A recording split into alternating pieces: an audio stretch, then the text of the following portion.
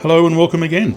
So in this video, I'm going to demonstrate how to go from this to this using only dry pigments and a little bit of oil paint.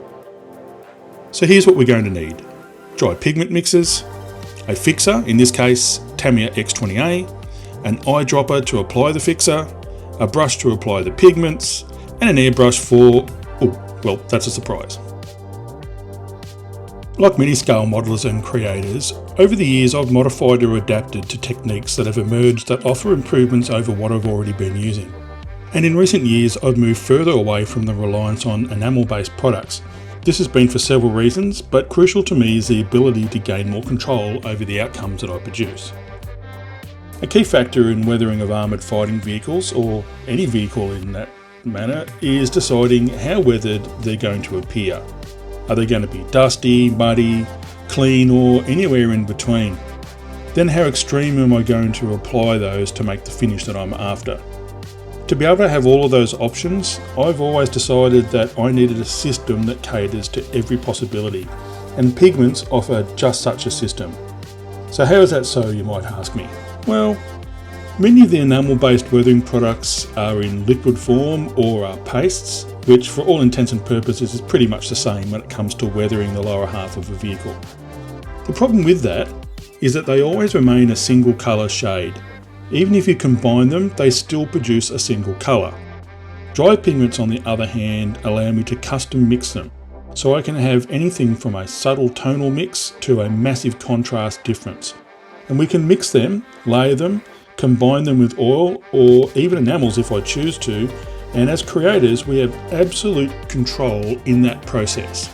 Now I can't get that with the enamel based system, it just does not allow it. They also offer us a unique gritty texture which enamels just don't. So I'd have to ask the question, why are dry pigments so far outside the mainstream of scale model weathering systems? Well, look, I'm going to get to that in a moment, but first of all, let's have a look at some of the things for this tutorial. As you can see here in this tutorial is just how easy it is to lay down several contrasting colours. Each colour or tone here is in fact a group of at least 5 to 6 different pigments that are in custom mixes in separate containers. And they could be either a light or a medium or dark mix. Generally I use light to replicate dust tones, medium to be dryish mud tones, and the dark one to be wet mud tones. So I can create subtle variations using either of them or a combination of them. This particular Panzer IV is a tutorial mule, so I use it for teaching painting and weathering techniques. As you can see, when I started this video it already had a light dust coverage, and that's the first step that I would normally apply anyway.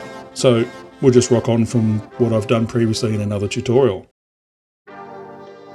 The key elements to using dry pigments in this way are, first of all, they must be done on a matte paint base. And this is absolutely essential because it won't work over semi-gloss or gloss. The dry pigments will just lift off. Secondly, we need to apply the pigments onto a dry surface and use a liquid fixer. So you'll see me use dry pigments in this tutorial or my general work and put them onto a dry surface about 95% of the time. The fixer I normally use is the thinner for the underlying paint because this increases significantly the holding capability of the fixer. I don't use dedicated pigment fixers because many of them contain gloss enamel paints and are not always compatible with the underlying base paint. So for me, using those could be just setting me up for a failure. So number 3, develop layers. Apply the fixture in small quantities. Don't flood the surface with the fixture and take your time. Build layers upon layers using the different dry pigment tones and oil paints. Speaking of oil paints, you'll see here that I've applied a splattering of medium brown oil to set up a layer of wear. Then I'm moving back to the new layers of dry pigments to continue building depth in the mud. So let's talk a little bit more about layering because quite frankly it's the key to weathering. Vehicles don't weather in a single minute or hour. We need to build up weeks or months of continuous use, particularly if we're doing vehicles in a combat area. To do that, we need to add layers of wear, dust, mud splatter, grease or even oil seepage from seals. And we have to do that layer upon layer. You'll see me go from light to medium to dark pigments. I'm then going to use the airbrush to splatter on the fixer to replicate water splashes. Then I'll use some more light pigments. Then I'll build up more volume in the mud around the suspension components. And then adding more medium and dark pigment layers, I'll build up the darker mud tones. Then back to the oils again, and I'll do this until I have both the volume of the mud that I need and a tonal variety that I need in the places that I'm after them. Always in the back of my mind though, I'm thinking about the end goal. I'm not just aimlessly wandering around dropping fixture and pigments over this hoping that I'll get a good result. I'm working towards a specific end goal. And here I want a muddy, layered appearance. I want signs of dry and dusty dirt that has occurred days or weeks ago. And then I want some dark, wet mud in those areas where fresh mud will collect. Again, this is that building up of layer upon layer, which is the foundation for good weathering. At this point, I have the foundation layers all applied. And you'll often hear me mention the importance of a roadmap when I'm weathering. This is crucial to my way of approaching how I build the layers and how I get from a blank model to a fully weathered section.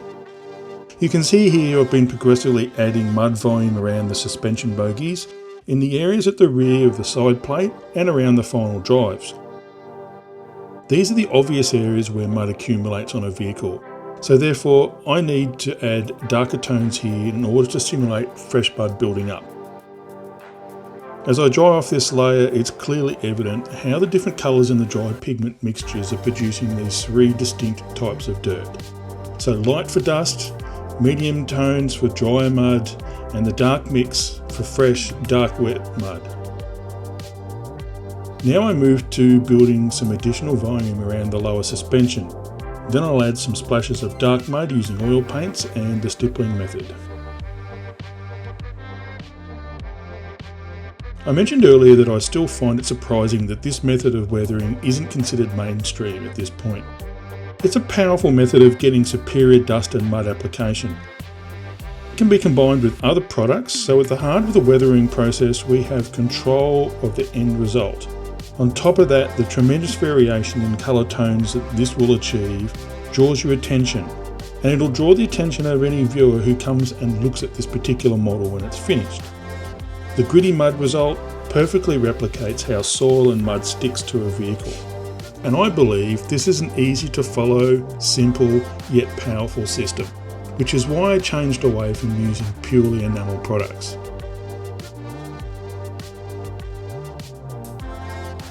Yes, you can add other products to this to assist you to amalgamate your model into a diorama.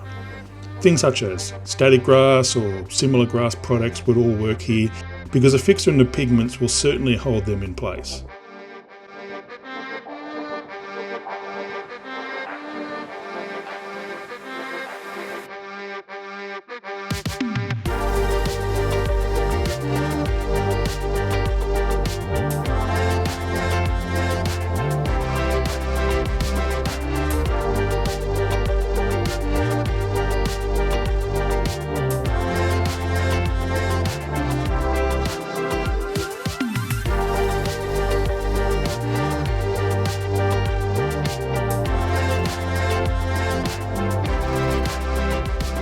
The finishing touch here is the use of oil paints to apply splattered mud.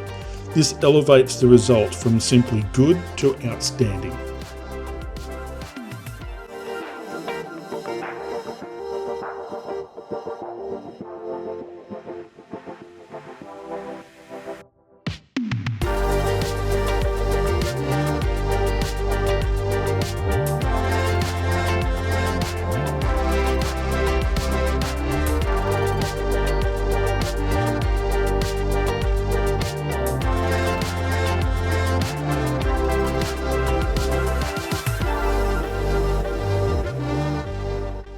And here is the proof of how strong dry pigments are.